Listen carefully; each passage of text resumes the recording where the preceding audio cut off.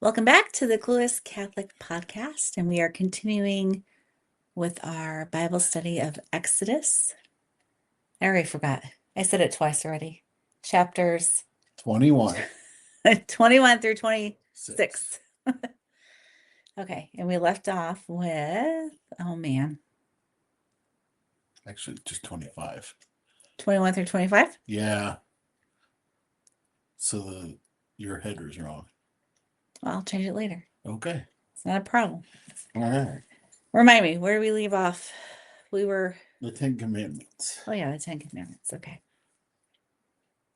What? Okay. So we're moving from God speaks in the 10 Commandments to some law, and then God dwells with this people. Okay. Okay. So chapter 21 through 23 are all laws. 21 starts out rough for our modern ears because it's the laws regarding slaves. If you purchase a Hebrew slave, he's to serve you for 6 years, but in the 7th year he shall be given his freedom without cost. It goes through some more. If he comes into service alone, he shall leave alone. If he comes with a wife, his wife shall leave with him. But if his master gives him a wife, and she bears him sons or daughters, the woman and her children shall remain the master's property, and the man shall leave alone. What? I told you it was rough. So, the way the church looks at this is God meeting his people where they were and laying out laws that would be, at the time, very strange. Because when they had laws, they didn't have laws for slaves that protected them and gave them human dignity. Our laws are even more different because we have progressed a little further along the way. Okay. What? I'm stuck on you have a wife and a child, and they're still the master. But if you just have a wife, go free on your merry little way. Well, no, if you came with a wife, you go. Oh, if you came with a wife. Yes. If you came into slavery with a wife, then you both go. If you came into slavery alone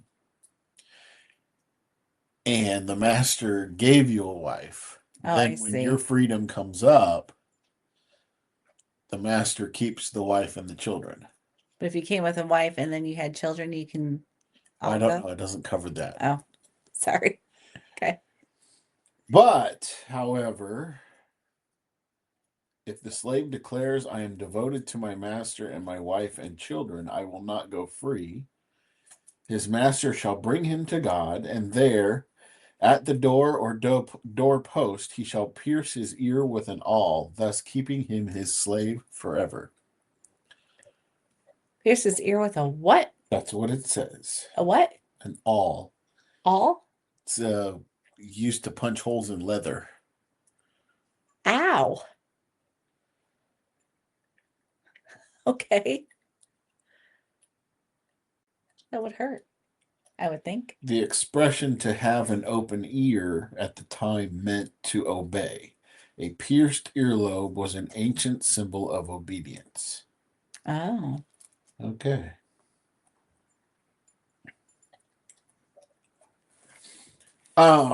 Yeah, so it goes on into personal injury. Whoever strikes a man a mortal blow must be put to death.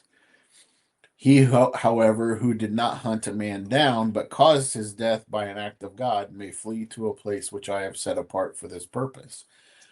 But when a man kills another after maliciously scheming to do so, you must take him even from my altar and put him to death. Whoever strikes his father or mother shall be put to death. A kidnapper, whether he sells his victim or is still caught with him or still with him when caught, shall be put to death. And whoever curses his father or mother shall be put to death. Okay. Yeah. So don't disobey your parents, is what I hear. Right. Well, cursing is a little different, but yeah. Don't be bad mouthing your parents. We're going to jump down to verse 23. But if injury ensues, you shall give life for life, eye for an eye, tooth for a tooth, hand for hand, and foot for foot, burn for burn, wound for wound, and stripe for stripe. It sounds pretty nasty. Yeah. But really, what this is doing is providing limits to the justice system. If someone is killed, then you take their life. So in return, your life is forfeit. Yeah. And if somebody causes an injury to your eye, instead of getting them killed as a result, you would cause injury to their eye, so it's even ground. Okay. It sounds barbaric, but it really is putting limits on what can be done in retribution. It's not giving carte blanche revenge. It's putting limits on what we can do within the legal system that they had at the time. So I tickle you, you tickle me. Deal. Okay. That's not really a fair deal. Then it goes into property damage. When a man uncovers or digs a cistern and does not cover it over again, should an ox or ass fall into it, the owner of the cistern must make good by restoring the value of the animal to its owner. The dead animal, however, he may keep. When one man's ox hurts another's ox so badly that it dies, they shall sell the live ox, divide this money as well as the dead animal equally between them. But if it was known that the ox was previously in the habit of goring, and its owners would not keep it in, he must make full restitution, an ox for an ox. But the dead animal he may keep. When a man steals an ox or a sheep and slaughters or sells it, he shall restore 5 oxen for 1 ox, and 4 sheep for 1 sheep. If the thief is caught in the act of housebreaking and beaten to death, there is no blood guilt involved. So see, even God likes the castle doctrine. Castle doctrine? Get to protect your house. Oh, okay. Oh, gotcha. Okay. But if after sunrise he is thus beaten, there is blood guilt. In other words, do it at night when he breaks in. Don't wait. Okay. I'm skipping a lot, but then it goes into trusts and loans. When a man gives money or any article to another for safekeeping and it is stolen from the latter's house, the thief, if caught, must make 2-fold restitution. If the thief is not caught, the owner of the house shall be brought to God to swear that he himself did not lay hands on his neighbor's property. In every question of dishonest appropriation, whether it be about an ox, an ass, or a sheep, or a garment, or anything else that has disappeared, whether another claims that the thing is his, both parties shall present their case before God. The one whom God convicts must make 2-fold restitution to the other.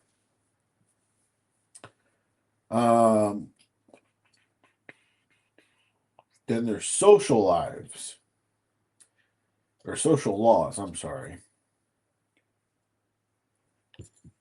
When a man seduces a virgin who is not betrothed and lies with her, he shall pay her marriage price and marry her. If her father refuses to give her to him, he must still pay him the customary marriage price for the virgins. And then you shall not let a sorceress live. Anyone who lies with an animal shall be put to death. Whoever sacrifices to any god except to the Lord alone shall be doomed. You shall not molest or oppress an alien, for you were once aliens yourselves in the land of Egypt. You shall not wrong any widow or orphan. If ever you wrong them and they cry out to me, I will surely hear their cry. My wrath will flare up and I will kill you with the sword. Then your own wives will be widows and your children orphans. Mm. Well, these were people that typically were not treated well. Sophie. So again, he's laying out groundwork to be a holy people, to be different from everybody else around them. That's the important part. If you lend money to one of your poor neighbors among my people, you shall not act like an extortioner towards him by demanding interest from him. If you take your neighbor's cloak as a pledge, you shall return it to him before sunset, for this cloak of his is the only covering he has for his body. What else has he to sleep in? If he cries out to me, I will hear him, for I am compassionate. Then we go to chapter 23. You shall not repeat a false report. Do not join the wicked in putting your hand as an unjust witness upon anyone. Neither shall you allege the example of the many as an excuse for doing wrong. Nor shall you, when testifying in a lawsuit, side with the many in perverting justice. You shall not favor a poor man in his lawsuit. Okay. Interesting. Yeah. Just wonder where these came from. Like, I'm trying to think back to Genesis and some of the craziness that happened there, and to see if there was any correlation to some of these. But I'm not catching it, I guess. No, I see These what are you're just saying, but yeah, I don't know that there's anything directly related to those stories. It's more just again what the rest of the world was doing, and God was setting his people apart for a very good reason. You know, they were to be the chosen people, they're the chosen one. and as for and as a result, that's they were supposed to look different from the rest of the world. Yeah. Okay. Got a few more laws. We're going to skip around a little bit, but religious laws. For 6 years you may sow your land and gather its produce, but in the 7th year you shall let the land lie untilled and unharvested, that the poor among you may eat of it, and the beasts of the field may eat what the poor leave. So also shall you do in regard to your vineyard and your olive grove. For 6 days you may do work, but on the 7th day you must rest, that your ox and your ass may also have rest, and that the son of your maidservant and the alien may be refreshed. Give heed to all that I have told you. Never mention the name of any other god. It shall not be heard from your lips. 3 times a year you shall celebrate a pilgrim feast to me. You shall keep the feast of unleavened bread. Let's see. 3 times a year. The 3 feasts are elsewhere called the Passover, Pentecost, and Booths. Feast of the Booths. Booze? Booths. Like ghost? Booths. Booth. Yeah, booths. Booths. Yes, more than one booth. As Not I a have ghost commanded booth. you, you must eat unleavened bread for 7 days at a prescribed time in the month of Abib.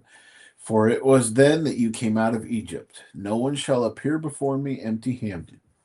You shall also keep the feast of the grain harvest with the first of the crop that you have sown in the field. And finally, the feast of the fruit harvest at the end of the year, when you gather in all the produce from the fields. Thrice a year shall all your men appear before the Lord. Thrice is 3 times. Yes. Sorry. I just love that word, thrice. You shall not offer any blood of my sacrifice with leavened bread. Offer the blood of my sacrifice with leavened bread.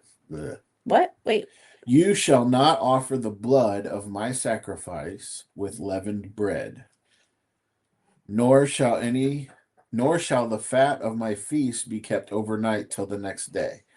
The choicest first fruits of your soil you shall bring to the house of the Lord your God. Hmm. And you shall not boil a kid in its mother's milk.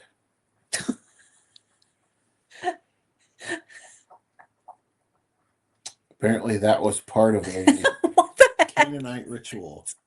To boil your kid? A goat, not your kid.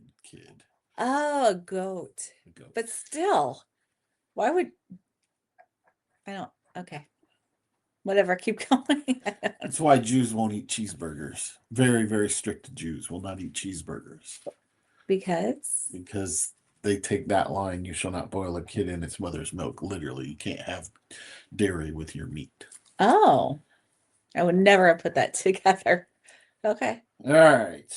The reward of fidelity. See, I am sending an angel before you to guard you on the way and bring you to the place I have prepared. Be attentive to him and heed his voice. Do not rebel against him, for he will not forgive your sin. My authority resides in him. If you heed his voice and carry out all I tell you, I will be an enemy to your enemies and foe to your foe. My angel will go before you and bring you to the Amorites, Hittites, Perizzites, Canaanites, Hivites, and Jebusites, and I will wipe them out. Therefore, you shall not bow down and worship before their gods, nor shall you make anything like them. Rather, you must demolish them and smash their sacred pillars. The Lord your God you shall worship. Then I will bless your food and drink, and I will remove all sickness from your midst. No woman in your land will be barren or miscarry, and I will give you a full span of life. I will have the fear of me precede you, so that I will throw into panic every nation you reach. I will make your enemies turn from you in flight, and ahead of you I will send hornets to drive the Hivites, Canaanites, and Hittites out of your way. Hornets. Well, apparently some understand this figuratively of various troublesome afflictions. Others translate the Hebrew word as leprosy. Oh, interesting. Okay. But not in 1 year will I drive them all out before you. Else the land will become so desolate that wild beasts will multiply against you. Instead, I will drive them out little by little before you, until you have grown numerous enough to take possession of the land. I will set your boundaries from the Red Sea to the Sea of the Philistines, and from the desert to the river, all who dwells in the land, and I will hand over to you. All who dwell in this land I will hand over to you to be driven out of your way. You shall not make covenant with them or their gods. They must abide in your land. They must not abide in your land, lest they make you sin against me by ensnaring you into worshiping their gods. So, I don't know what all that meant. Probably because I don't know what was going on at the time, but okay. well, he's saying that it's going to take a while, but he will drive out all these people. Okay. Because if God goes in and kills them instantly, there's not enough Israelites to take over the land. So it'll happen in God's time. Oh. Keep in mind, the most important part is if you follow these commandments, this is what will happen. If you follow them, this will happen. Okay. Then if you disobey. If you disobey, it messes with the plan. Oh, yes. Okay. So, chapter 24 is the ratification of the covenant. Moses himself was told, "Come up to the Lord, you and Aaron, with Nadab, Abihu, and 70 of the elders of Israel. You shall all worship at some distance, but Moses alone is to come close to the Lord. The others shall not come too near, and the people shall not come up at all with Moses." Hmm. When Moses came to the people and related all the words and ordinances of the Lord, they all answered with one voice, "We will do everything that the Lord has told us." Moses then wrote down all the words of the Lord, and rising early the next day, he erected at the foot of the mountain an altar and 12 pillars for the 12 tribes of Israel.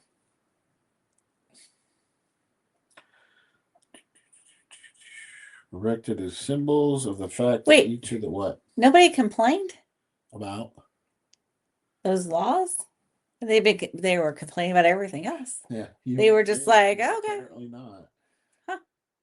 Then, having sent certain young men of the Israelites to offer holocausts and sacrifice young bulls as peace offerings to the Lord, Moses took half of the blood and put it in large bowls.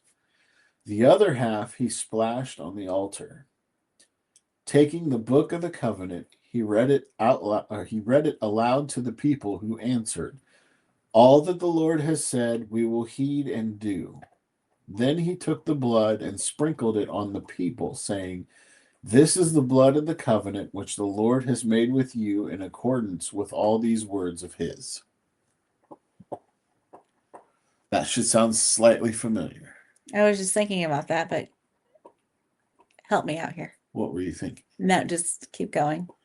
Because my thoughts are very, I can't even put them together What at the did moment. Jesus say at the Last Supper when he took the cup? What do you mean? He said, "This is the blood of my covenant." Yeah. He changed the covenant at that point. And God is the only one who can change that covenant. Oh. But he was hearkening back to what Moses said, "This is the blood of the covenant which the Lord has made with you in accordance with all these words of his." Then Jesus echoes that in Matthew, where he says, "This is the blood of my covenant." That's kind of where my thoughts were going, but I couldn't connect it. Okay. The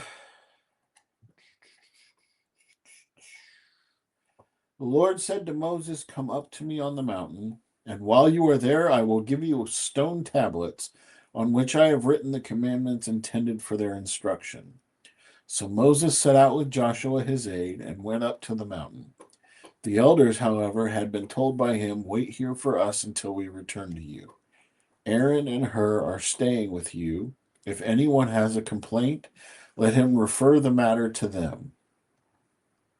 After Moses had gone up, a cloud covered the mountain. The glory of the Lord settled upon Mount Sinai, and the cloud covered it for 6 days. And on the 7th day he called to Moses from the midst of the cloud. To the Israelites, the glory of the Lord has seen as a consuming fire on the mountaintop. But Moses passed into the midst of the cloud as he went up the mountain, and there he stayed for 40 days and 40 nights. So, chapter 25. Before you do that, so there's a lot of numbers that have been constantly repeated. 3 days, 7 days, now 40 days. There seems to be a theme with 3, 7, and 40. Well, there's a lot of numbers, yes. 7 is the number of God. 40 is the number of completion. I don't remember what 3 is. Okay. It's interesting. But 40 doesn't necessarily mean literally 40. It's just enough time has passed until it was complete. It's complete. So, think about Noah. It rained for 40 days and 40 nights. Yeah. But it really just was some number of days until it was complete. Okay. Got it. Got it. All right. So now we get to the part where he starts making the sanctuary and making the ark and all kinds of stuff. The Ark of the Covenant. Yes. Not Noah's Ark. No. There's lots of arks too. This is what the Lord then said to Moses. "Tell the Israelites to take up a collection for me. From every man you shall accept the contribution that his heart prompts him to give me." Tithing? "These are the contributions you shall accept from them: gold, silver, and bronze, violet, purple, and scarlet yarn, fine linen and goat hair, ram's skins dyed red, tehash skins, whatever that is, tehash, perhaps the name of a marine animal such as a dugong Oh, that's helpful. or the porpoise. A porpoise. Okay. Acacia wood, oil for light, spices for the anointing oil, and for fragrant incense, onyx stones and other gems for mounting on the ephod and the breastpiece. They shall make a sanctuary for me, that I may dwell in their midst. This dwelling and all its furnishings you shall make exactly according to the pattern I will now show you.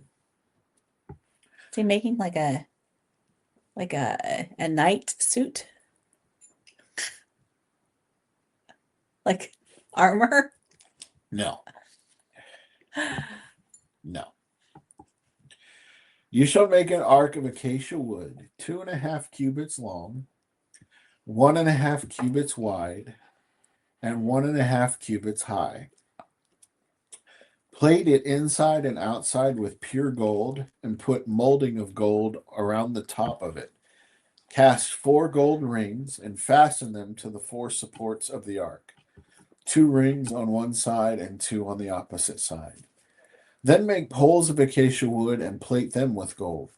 These poles you are to put through the rings on the side of the ark for carrying it. They must remain in the rings of the ark and never be withdrawn.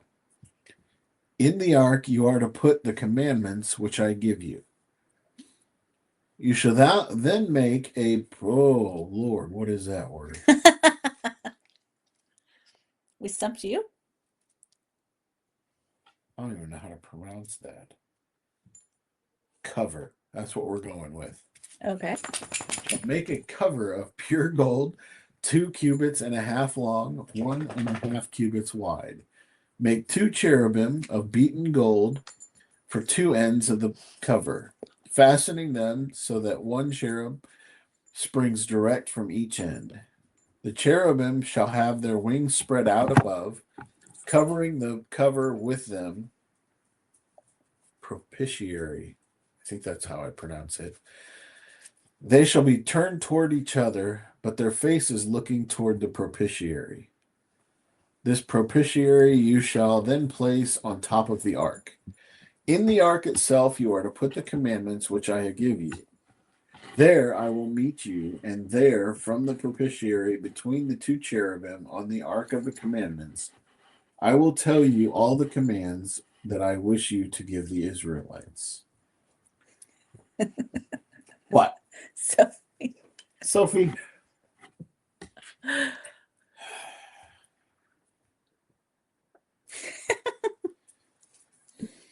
Then there's the table. You shall make a table of acacia wood, 2 cubits long, 1 cubit wide, and 1.5 cubits high. If I remember right, a cubit's like 18 inches. But it doesn't Remember, say. I think we talked about that with the Noah's Ark. But I don't remember. Yeah. Plate it with pure gold and make a molding of gold around it. Surround it with a frame, a handbreadth high, with a molding of gold around the frame.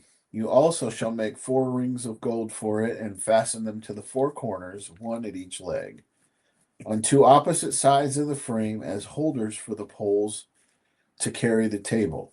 These poles are carrying the table. These poles for carrying the table you shall make of acacia wood and plate with gold. Of pure gold you shall make its plates and cups, as well as its pitchers and bowls for pouring libations. On the table you shall always keep showbread set before me. Showbread. That's what it says. The plates held the showbread, that is, the holy bread of which was placed on the table every Sabbath as an offering to God, and was later eaten by the priests. The cups held incense, which were strewn upon the bread. The libation wine was poured from the pitchers into the bowls. All of these vessels were kept on the golden table. Okay. What he's doing is he's setting this up Yeah, he's setting this up, and we'll get to this next week of how God defines worship. Oh, so we're building the altar. Everything's in gold. Yep. Then there's the lampstand. You shall make a lampstand of pure beaten gold, its shaft and branches, with its cups and knobs and petals springing directly from it. 6 branches are to extend from the sides of the lampstand, 3 branches on one side, 3 on the other. On one branch there will be 3 cups shaped like almond blossoms, each with its knob and petals. On the opposite branch there are to be 3 cups shaped like almond blossoms, each with knobs and petals. So for the 6 branches that extend from the lampstand, on the shaft there are to be 4 cups shaped like almond blossoms, No. with their knobs and petals. Why did they just say all the I branches are? don't know. I don't understand why we have Don't to. question God. Okay. Including a knob below each of the 3 pairs of branches that extend from the lampstand. Their knobs and branches shall so spring from it that the whole will form but a single piece of pure beaten gold. You shall then make 7 lamps for it, and so set up the lamps that they shed their light on a space in front of the lampstand. These, as well as the trimming, shears, and trays, must be made of pure gold. Use a talent of pure gold for the lampstand and all its, that's another word I don't know, appurtenances. Sure. I'm pretty sure I mispronounced that one. See that you make them according to their pattern shown to you on the mountain. Here we go. That's That's end of that. that. That's the end of that. Oh, I don't even know how to sum this up. Do these things, make an altar. That's all I got really out of this.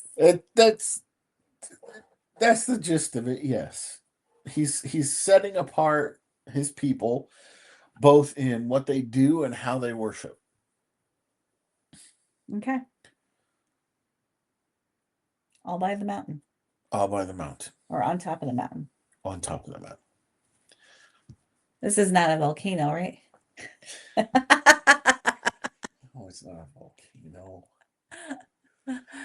All right. Well, I'm just sitting here thinking. I'm just trying to relate, and I usually try to put pictures in my head. And there's a lot of words and a lot of laws, and still nobody can touch the mountain. Well, It doesn't no, say mountain. he had people on the mountain with him. He just was the one that went up close. He and Joshua went up close. Oh, is this the Joshua that? Is this the Joshua that went to Jericho? Yes. Oh, the same Joshua. Eventually. He was just like randomly mentioned, and I was like, "Is that the same guy?" Yes. Okay. He was Moses' assistant. Oh, What? I didn't know that. Did you guys know that? He just said it. Wait. Oh, well. Okay, fine. What? All right. So we're gonna wait till next week. We'll go a little bit more. A little deeper into the altar and how we are supposed to worship. Well, I can't wait. This will be fun. This will be fun. I gotta be honest, I'm totally lost right now. Why those are connected. It's okay. We'll draw the connection later. Okay. Well, apparently the dogs are ready for bed at 6:21 or something. Titus. They always act a fool when they want their snack. They want their bedtime snack before they can get it. All right, friends, we will see you next week. Titus, get down. Until then, bye guys.